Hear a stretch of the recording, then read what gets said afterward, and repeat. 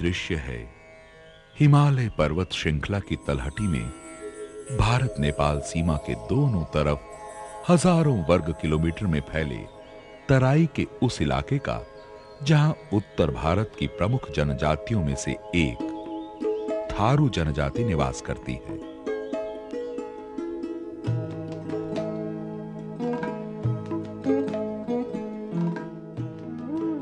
भारत सरकार द्वारा अनुसूचित जनजातियों में शामिल थारू जनजाति कुछ समय पहले तक सर्वाधिक पिछड़ी जनजातियों में गिनी जाती थी, मगर आज अपने आर्थिक व सामाजिक परिदृश्य में आए बदलाव के कारण जनजातीय विकास के क्षेत्र में सरकारी प्रयासों की सफलता का उदाहरण बन चुकी है।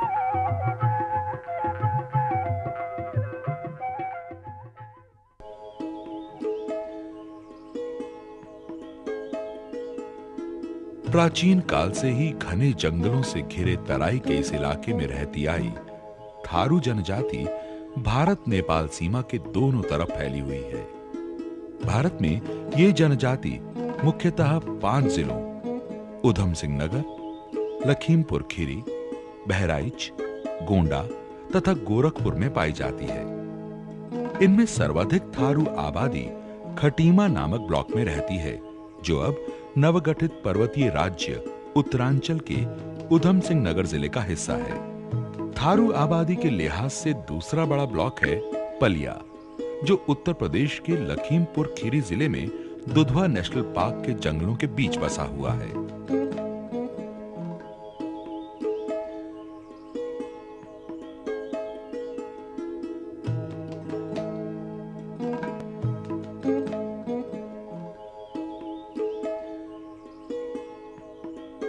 थारू जनजाति इस इलाके में कब और कहां से आई, इस बारे में इतिहास में कोई ठोस और प्रामाणिक जानकारी नहीं है।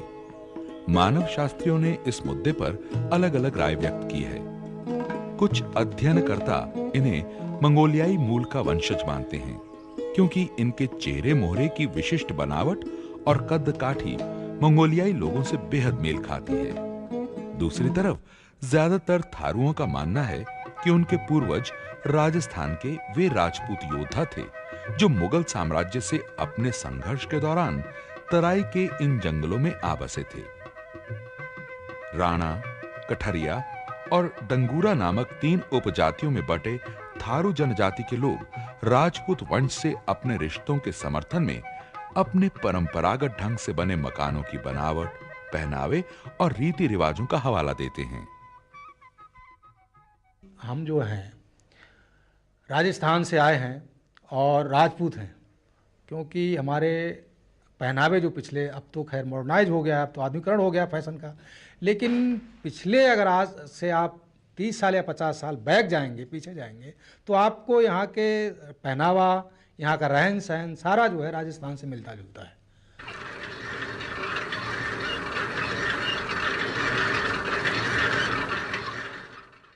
प्राचीन काल से ही कृषि एवं पशुपालन थारू जनजाति का मुख्य व्यवसाय रहा है।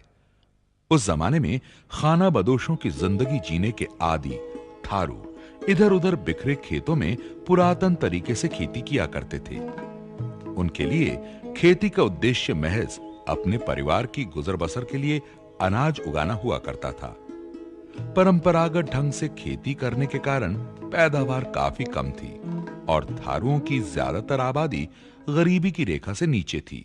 आज से 20 साल पहले तो ये था, खाद का नाम, खाद डालते ही नहीं थे लोग कभी। हमारे लोगों में एक समुदाय हमारा थारू ही समाज था, तो छिटका खेती करा करते थे। आज इधर बो दिया खेत तो इधर छोड़ बंजर पड़ा है, तो और इधर इस साल इधर बोया तो इस साल इधर बोया, तो उस टाइप से खाने भर को होता था, बाकी मात्र कुछ वो नहीं होता है। आजादी के बाद जब इस इलाके में बाहरी लोगों की आबादी बढ़ी तो पहले से ही पिछड़ेपन के शिकार थारू और ज्यादा पिछड़ने लगे। बाहरी लोगों द्वारा थारुओं की उपजाऊ भूमि हथियाने और आर्थिक शोषण की घटनाएं सामने आने लगीं। 1967 में भारत सरकार ने इनके विकास की गति तेज करने के लिए इन्हें अनुसूचित जनजाति का दर्जा प्रदान कर दिया। इसके बाद इनके विकास और कल्याण के लिए ठोस कदम उठाए गए। थारुओं के इधर उधर बिखरे खेतों को एक साथ करने के लिए चकबंदी कार्यक्रम शुरू किया गया और इलाके में गैर थारुओं द्वारा थारू जमीन खरीदने पर रोक लगा दी गई। लेकिन जनजाति को विकास की मुख्य धारा से जोड़ने की दिशा में उठाया गया सबसे महत्वपूर्ण कदम था इलाके में एकीकृत जनजाति विकास परियोजना यानी आईटीडीपी की शुरुआत, जिसने थारू जनजाति की काया पलट में उल्लेखनीय योगदान दिया। आईटीडीपी के तहत लागू किए गए कार्यक्रमों का मुख्य उद्देश्य था थारू जनजाति की आर्थिक स्थिति मजबूत करना। इसके लिए सबसे ज्यादा जोर कृषि विकास कार्यक्रमों पर दिया गया। 77 में इस परियोजना की स्थापना की गई आईटीडी प्रोजेक्ट।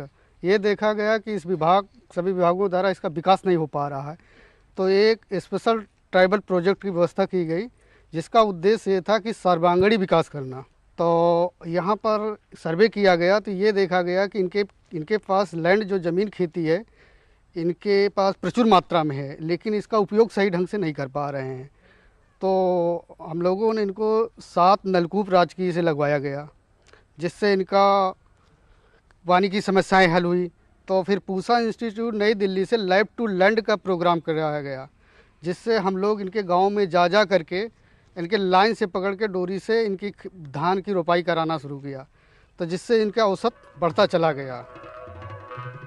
आईटीडीपी के अंतर्गत योजनाबद्ध तरीके से थारू किसानों को खेती के परंपरागत तरीके छोड़कर आधुनिक तरीके अपनाने के लिए प्रोत्साहित किया गया। उन्हें उन्नत श्रेणी के बीज, रासायनिक खादों तथा कीटनाशकों के इस्तेमाल की विधियां सिखलाई गईं। साथ ही उन्हें कृषि के आधुनिक यंत्र और उपकरण खरीदने के लिए वित्तीय सहायता भी मुहैया कराई गई। इसके साथ ही जो है इनको भ्रमण कराया जाता था। ये जैसे कृषि विश्वविद्यालय पंतनगर है और जो भी हमारे अन्य जगह हैं ये संस्थान, वहाँ इनको विजिट कराया जाता था और वहाँ से इनको नई नई तकनीकी जो कृषि के बारे में इनको, ताकि इनका उत्पादन बढ़े, ये जो इनके पारंपरिक कृषि यंत्र हैं उसके स्थान पर जो आधुनिक यंत्र चल रहे हैं उससे अपना कृषि कार्य करके उसको और प्रोत्साहित करने के ये चला। इसी बीच थारू बाहुल्य गांव में सड़कें, बिजली तथा सिंचाई के पर्याप्त साधन उपलब्ध कराने के लिए भी ठोस कदम उठाए गए। 80 के दशक के अंत में इन प्रयासों ने रंग लाना शुरू कर दिया और आधुनिक प्रौद्योगिकी की मदद से खेती कर रहे थारू किसानों के खेत पहले के मुकाबले दोगुनी तिगुनी फसल उगाने लगे।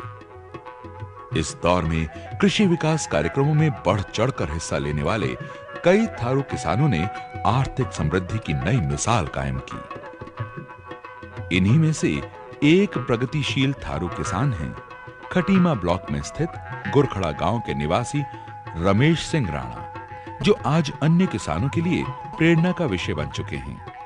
पक्का मकान, मारुति कार, 2-2 ट्रैक्टर और डीजल पंप सेट जैसी चीजों के अलावा कृषि के तमाम अत्याधुनिक यंत्रों के मालिक रमेश सिंह राणा आजकल सब्जियों एवं नकदी फसलों के उत्पादन में अग्रणी किसानों में गिने जाते हैं।